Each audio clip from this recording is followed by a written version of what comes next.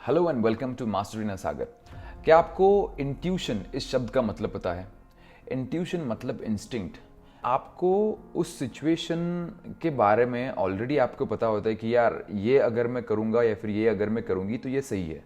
उसे हम कहते हैं इंस्टिंक्ट या फिर इंट्यूशन। और इसी इंस्टिंक्ट ने मुझे दुबई में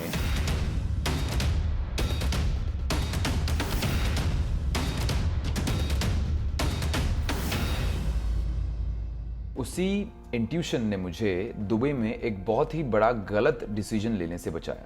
क्या आपको मेरा वो वीडियो याद है जहाँ पर मैं आपको बता रहा था कि we lived in hotel apartment for about 6 months और वहाँ पर 6 महीने रहने के बाद अभी वहाँ से बाहर निकलने का वक्त आ चुका था। क्योंकि एक तो मुझे अपने घर के लिए एक एग्रीमेंट बनवाना था so that I can make a spouse visa for my wife, क्योंकि मेरी वाइफ अभी भी विजिट वीज़ा पर ही मेरे साथ रह रही थी and it is very expensive to be here for a very long time on a visit visa. So उसके लिए यहाँ पे एजारी नाम का एक डॉक्यूमेंट रहता है, वो जब तक आप नहीं बनवाते हो आप स्पाउस वीज़ा नहीं कर सकते हो। तो ये एक रीज़न था। और दूसरा, it's an at the end hotel apartment जो कि बहुत एक्सपेंसिव जा रहा था for the kind of amenities and for the kind of space that hotel apartment was providing us with that much amount of money. So we started hunting for a new apartment. तो हम लोगों ने आसपास देखा and it made sense for me to live in the same area. और उस hotel apartment के आसपास ही काफ़ी सारे बिल्डिंग्स थे। तो हमने एक्चुअली 4 अपार्टमेंट्स को हमने लिस्ट डाउन किया था। जो सबसे पहला अपार्टमेंट था जिसमें हम लोग अभी रह रहे हैं, that was on the first floor and it was very expensive but it has a huge balcony. Second apartment जो था वो आई थिंक हमारे होटल के एग्जैक्टली सामने वाला बिल्डिंग था और वो अपार्टमेंट था यार 12th फ्लोर पर। For some reason I mean उस बिल्डिंग से हमें अच्छी वाइब्स नहीं आ रही थी, तो वी वर लाइक कि let's not live here and इसीलिए हमने वो नहीं लिया। जो थर्ड अपार्टमेंट था वो था फर्स्ट फ्लोर पर और वो एक्चुअली हमारे फर्स्ट ऑप्शन से ज़रा थोड़ा सा चीपर था and that was semi furnished. It was really nice looking property.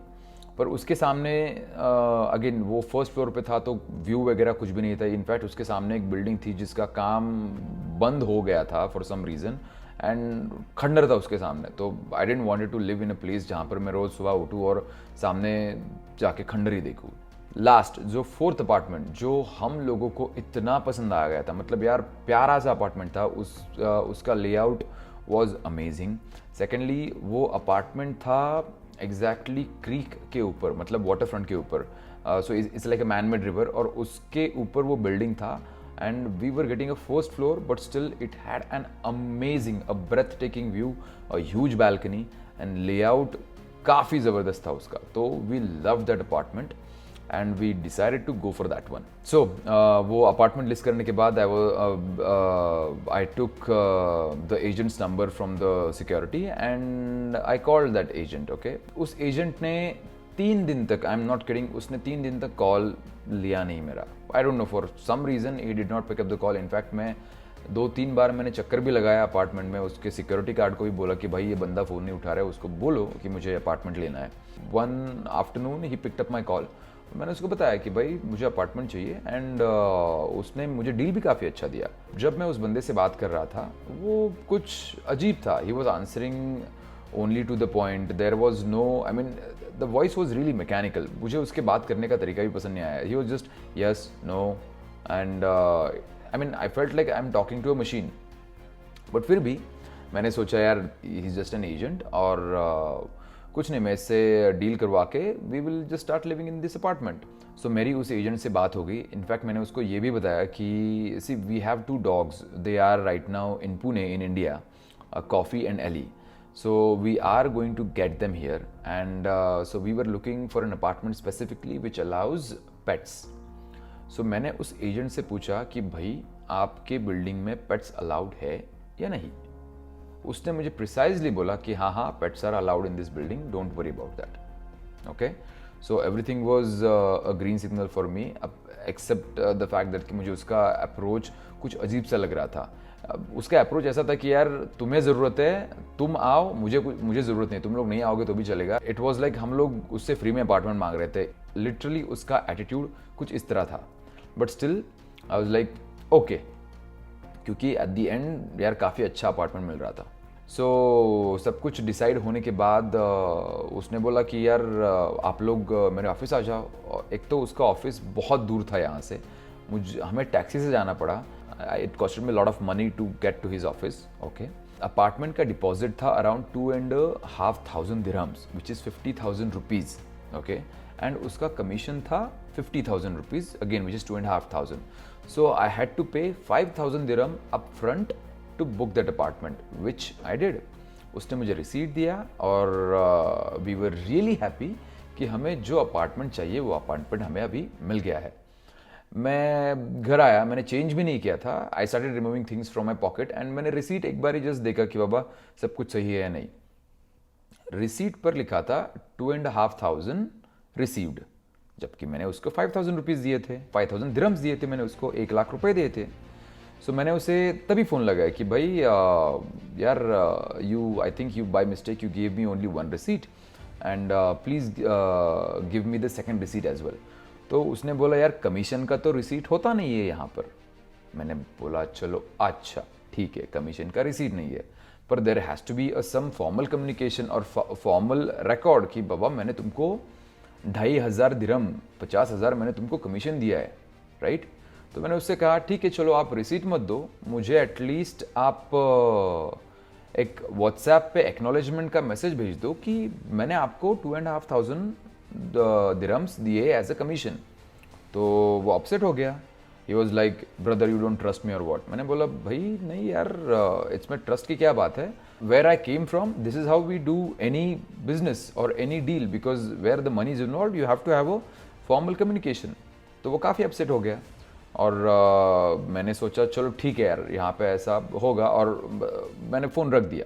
यार बात कुछ जमी नहीं मुझे, क्योंकि इट्स रियली ऑफ यार, you have to have receipt right, you are making an official deal, तो उसका कुछ तो कम्युनिकेशन होना चाहिए। तो मैंने उसको फिर से फ़ोन लगाया और मैंने उसको बताया कि भाई नंबर 1 मुझे रिसीट चाहिए, ठीक है। एंड मैंने उससे और एक चीज़, आई डोंट नो समहाउ मुझे ये इंट्यूशन था, मैंने उससे फिर से पूछा कि यू श्योर राइट कि आपके अपार्टमेंट में पेट्स अलाउड है। तो you know what did he say, पैसे लेने के बाद specially he said pets are not allowed in the agreement but you can keep them. एक तो पहले ही ये बंदा मुझे कुछ ठीक नहीं लग रहा है, उसने मुझसे झूठ बोला पैसे लेने से पहले कि पेट्स अलाउड है, एंड तीसरी चीज़ ये रिसीट भी नहीं दे रहा है। सो हम लोगों ने जिम के सिक्योरिटी गार्ड से बात की और मैंने उससे पूछा कि बाबा क्या बिल्डिंग में पेट्स अलाउड है। तो उसने जो इन्फॉर्मेशन दिया दैट वाज रियली शॉकिंग। उसने कहा बिल्कुल नहीं, pets are not allowed in this building. In fact if someone complains that you have a pet then you will have to abandon that pet or you have to send them back to your country or whatever.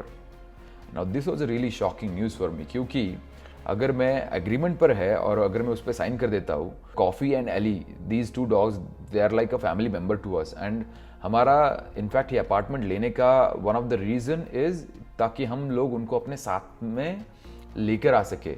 Hotel apartment में pets allowed नहीं थे, इसीलिए वो अब तक India में ही है। We could have stayed in a studio apartment as well, but 2 dogs and वो काफ़ी ज़्यादा हो जाएगा, मतलब स्पेस काफ़ी कंजेस्टेड हो जाएगा, इसीलिए we were shelling out extra money to get a better apartment. और ये बंदा मुझसे झूठ बोल के पैसे ले रहा है, और कल को अगर किसी ने कंप्लेन किया तो मुझे उनको छोड़ना पड़ेगा।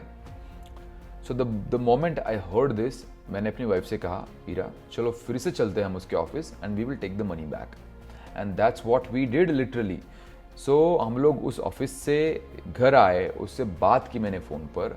मैंने सोचा कि नहीं यार हमें ये अपार्टमेंट नहीं चाहिए, पर I can't deal with this guy any more because we don't know what kind of person he is.